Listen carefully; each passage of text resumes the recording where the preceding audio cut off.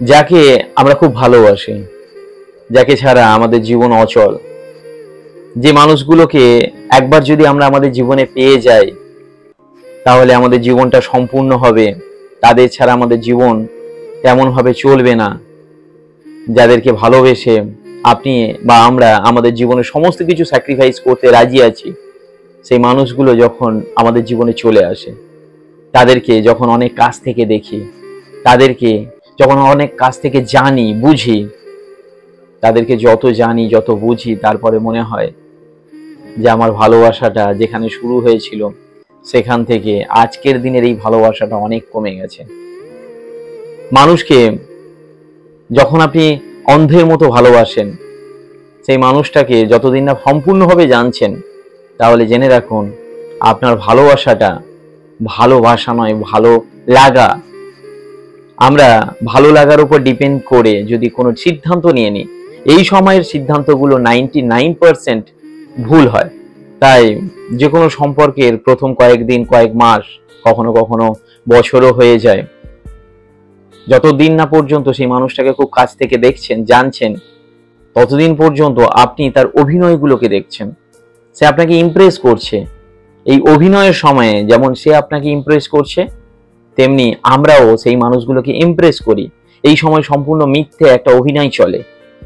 হ্যাঁ, কিছু সত্যকে বেস বানিয়ে, মেরুদণ্ড বানিয়ে বাকি যে অভিনয়গুলো আমরা চারিদিক থেকে করতে থাকি, ওই পক্ষ থেকে এবং এই পক্ষ থেকে, তখন আমরা আমাদের রিয়ালিটির সঙ্গে সামনাসামনি হই না। রিয়ালিটির সঙ্গে সামনাসামনি কখন হব?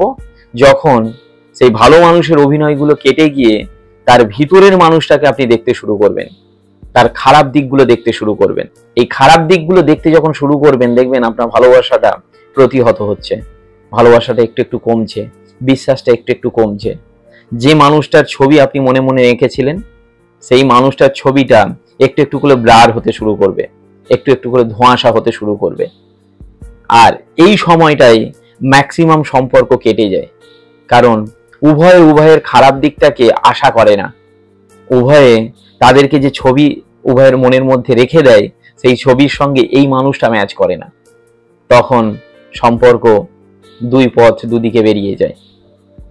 এরপরে যদি আপনারা টিকে যান বা আমরা টিকে যাই, তাহলে জানবেন সেটা হচ্ছে প্রকৃত ভালোবাসা।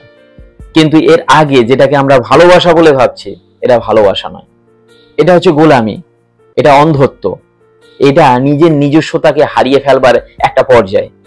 যে পর্যায়ে আপনি তার কাছে গোলামি করছেন, মানে সে খুশি করলে আপনি খুশি হচ্ছেন, সে যখন আপনাকে দুঃখ দিচ্ছে তখন আপনি দুঃখী হয়ে যাচ্ছেন, সে না ফোন করলে আপনি অস্থির হয়ে যাচ্ছেন, সে যখন আপনাকে টেক্সট করছে না আপনি বিরক্ত হয়ে যাচ্ছেন, আপনি সংশয়ে রয়েছেন সে কি অন্য কারোর সঙ্গে রয়েছে কিনা। তো এই পর্যায়গুলো আপনি বা আমরা আমাদের নিজস্বতা হারিয়ে ফেলি। এটা গোলামি, এটা ভালোবাসা নয়। এই পর্যায়ে আমরা নিজেদের যে স্থায়িত্ব রয়েছে, যে অস্তিত্ব রয়েছে, সেটাকেই ভুলে যাই, সম্পূর্ণ তার উপর ডিপেন্ডেন্সি রেখে দিই, সেটা নারী হোক বা পুরুষ। এই পর্যায়ে যে সিদ্ধান্ত আমরা নেব, এই পর্যায়ে যেহেতু আমরা আমাদের নিজস্বতা হারিয়ে ফেলছি, আমরা অন্ধ, আমাদের বিচার বুদ্ধি থাকে না, এই সময়ের সিদ্ধান্তগুলো 99% ভুল হয়। হ্যাঁ, কখনো কখনো ক্লিক করে যায়, তার সম্পর্কটা হয়তো পরবর্তীকালে গিয়ে ভালো হয়ে যায়, কিন্তু সেই মানুষটাকে যখন তার রিয়ালিটির সঙ্গে চেক হয়ে যায়, সেই রিয়ালিটির যে অরিজিনাল মানুষটা রয়েছে তাকে যদি জানা হয়ে যায়, তারপরে যদি আপনার তার প্রতি ভালোবাসা থেকে যায়, তাহলে তার খারাপ দিকটা নিয়েই আপনাকে থাকতে হবে। ভালো দিকটা তো আপনাকে তার এগেইনস্টে লড়াই করতে হয় না।